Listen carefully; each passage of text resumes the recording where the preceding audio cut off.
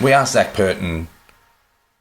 Well, actually, what we asked him was if he had a horse, if he owned a horse in a 1 mile race at Sha Tin, it's $1.50 favourite, who would he choose to ride that horse out of all the jockeys he's ridden against in his career in Hong Kong? And he said it had to be you. He said that? Yeah. Who would you choose? It all depends. Because I see jockeys feeding horses individual better than others. I'll give examples, right? So Douglas, obviously, he's been one of the most successful jockeys that has ever turned up in Hong Kong. Probably is the best one. But he would never be any better than me leading a race, right? But he would be by mileage better than me riding a horse that would need to have a soft hand, get cover, and run home late. Douglas would be such a master rider to get a horse to switch off in a big race and be riding patiently, right? Zac would be getting very close to Douglas on that. I would still get Douglas ahead of. But if it was a horse that would be leading, I wouldn't have Douglas on. I would rather to have Zac on board because Zac is more trackable. It's a little bit more sensible on the pace that he would be setting. And I think in front, Zac would be a better rider. Is Zac the toughest to get past in a finish? Is he the hardest rider out of the people who whether it's the use of the whip or the urgings, or you look at someone like Nashua Willer and his use of spurs and his style, who when you see them out of the corner of your eye in a close finish, who do you think, oh man, this is going to be difficult? Zac is no doubt one of those that tested me the most, and you pretty much described. He used to be very hard to get past. He used to be very measured on when to get his horses going, and him at the finishing, I can't think of a strong rider, However, there might be some other jockeys with better quality than him in some other points. Like, let's put it this way, Zac, riding the style that he does, he wouldn't be suitable to ride in England, in my opinion. Neither myself. I don't think I would suit English races, in my opinion. Not that I wouldn't ride well, not that I wouldn't be able to succeed. But my success that I have had in Asia wouldn't be the same if I was in England, in my opinion. Neither in America. But Zac in Australia and Zac in Hong Kong, he would probably be the best jockey that I have ridden against, just because he used to be so hard to get past, and he's finishing as a rider. He used to be very, very tough. And I probably taught him something about that particular point. What was that? The finishing part, which I think when he actually got me, when I first got there and I started putting that into practice, Zac figured it out very quickly, and he took it for himself, implemented it into his riding style, and then he went up to a different level, him as a rider. So I saw Zac going through the grades as a rider, and where he got up to, and I believe I contributed to that. But I'm not just saying that I thought Zac, because it worked the other way around also. Riding against him, he obviously taught me a lot of things. And back into what I taught him, which I think it was very crucial to get him to be an even stronger rider and make him probably one of the strongest riders I have ridden with at the finishing, is that last part being not just being pushing hard and using the whip as hard as he can and in a very Aussie style, but also bring out some energy around, which calls not just to his horses like motivation and eager to just hit the line, but also put on fears on the other riders and also on the other jockeys. It would be a disaster if you have to just go on the inside of Zac, because he carries around himself so much energy that if you get in there, that energy just don't let you go through. So he talked about this. You would need a stronger horse to still go through, pass on his inside and beat him. Is it a case of, he mentioned this, he said that you can be a very intimidating rider. Is this what he's referring to? Is this And look, there were so many things that he talked about: the shortness of rein that you use, your ability to move around on a horse and getting it to change stride. But one passing comment that he made that was interesting, he said he can be a very intimidating rider. This is obviously what he's referring to, this aura you're talking about, this vibe.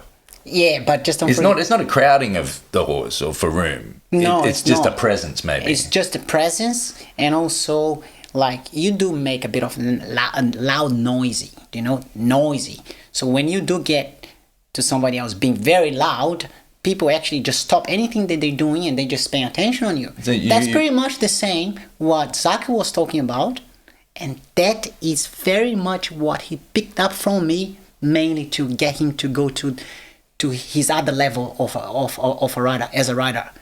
And then now talking to you about what I got from him is I have never seen somebody else that is capable to manage people and run the show as him.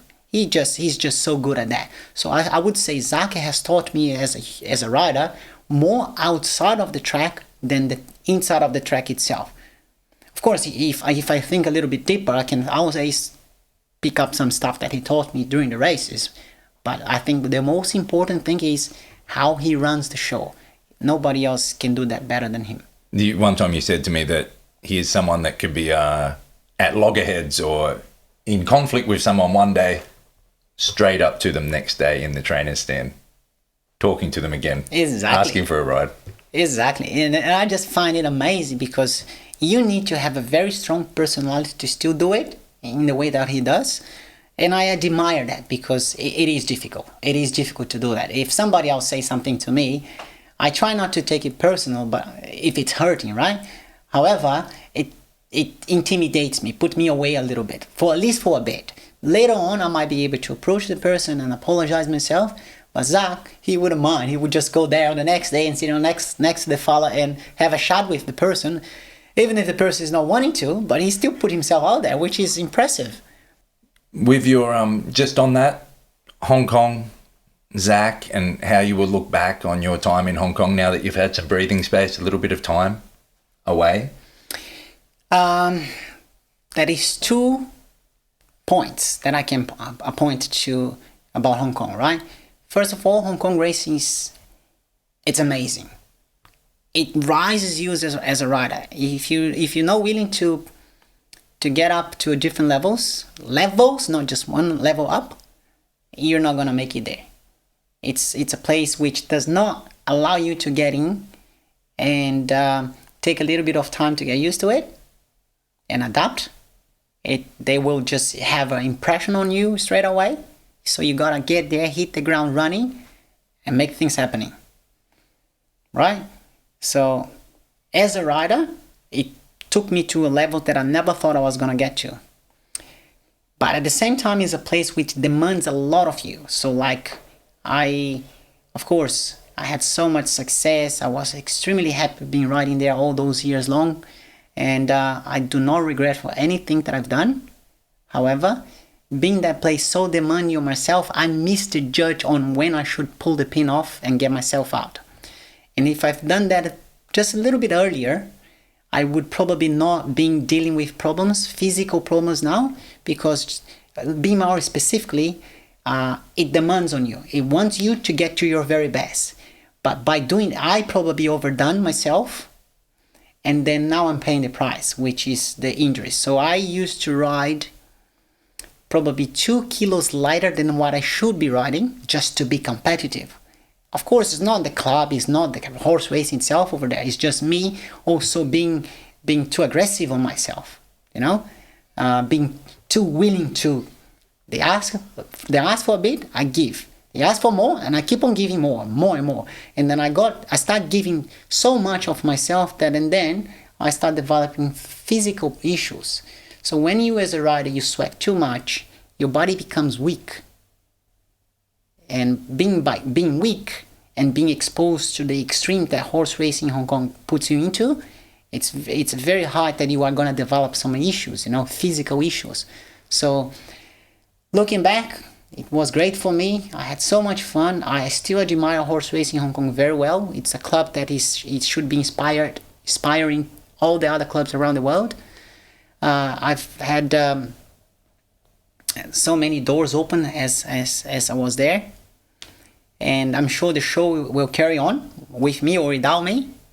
And but unfortunately, we are even here passing by. Not just in Hong Kong, anywhere that you're gonna get to, it's a cycle. You go through to the cycle and then you have to move on. I've done my cycle in Hong Kong, which I do not regret of anything, and I think I've done not too bad. And I hope horse racing keep on going in the way that it's been in the last 20 over years. So I do want to see racing over there rising even more than what it did in the last couple of years. And I will just have to go on with my own life now. Like, I've been traveling quite a bit, putting myself to have some different experience. I'm not riding as much as before. I'm not riding as light as before. And now I'm dealing with the issues that I've developed. So I still got a little bit of more time left as a rider. How much long is very hard to predict, but I can feel I'm getting there. And I will just make the most of it. Tell me about, just to close, because you are still riding. You've had a great stint here in Australia with Chris Waller, but you're going to go back to Brazil and you're going to ride in races, Group 1s that are worth the same amount as a normal Saturday race in Sydney, back in your homeland. To close, what's motivating you to ride in Brazil? Clearly it's not money. So what is it that you want from these last months, maybe year and a half, or however long it is that you can ride for? I like you putting that question, because that's going to make very clear why I do ride over there, because people likes to be critical about it, right? It's my home. It's where I grew up. It's a place, let's put it this way, São Paulo is where I was made myself a jockey. Every time I step into that course, each corner I look at, I remember of great things that I've gone through. And of course I do appreciate it all. So by getting there and refreshing all those good memories I have in my mind, it is a pleasure still, Even though if I had some hard times, but I want to highlight the good ones. And you probably heard that horse racing in Brazil is not going very well, but however, I'm there to contribute a little bit to horse racing, because I know when I get into any jurisdiction around the world, I can add in a good way. Like even some people been saying that I kind of attract a little bit more interest in racing, which I do want to also cause this sort of impact into Brazil racing. So when I get there, you pretty much describe it's not for the money, but it's for the pleasure, it's for the gratitude for the club for what they've done for me in the past, and also to fulfill myself. It's a place that I love to be, love to ride. There will be a big race coming up, big meeting coming up in 2 or 3 weeks time, and this carnival that I haven't been involved for 15 years. It's been a long time. There is many races of those that I have never won, so I would love to win one of them and make sure that I do not finish my career as a rider as no winners on those races, So it's nice to be able to give myself a chance to get back into that and have a feel, And just don't forget, horse racing in Brazil, it's tough in all the ways, in all directions that you can think of. You also get on to ride against really good riders. You also get on to ride very nice horses, Some horses that are running in those big races, they could be racing anywhere in the world, they would be competitive, And the past result proves that. And so then I still enjoy it. That's the reason why I keep on going back over there, because of it all. That's a great note to finish on. Good luck in the next few months when you go back to Brazil, and a real pleasure to have you with us, Joe. Thank you. My pleasure. Hope I put on some nice stuff. Thank you.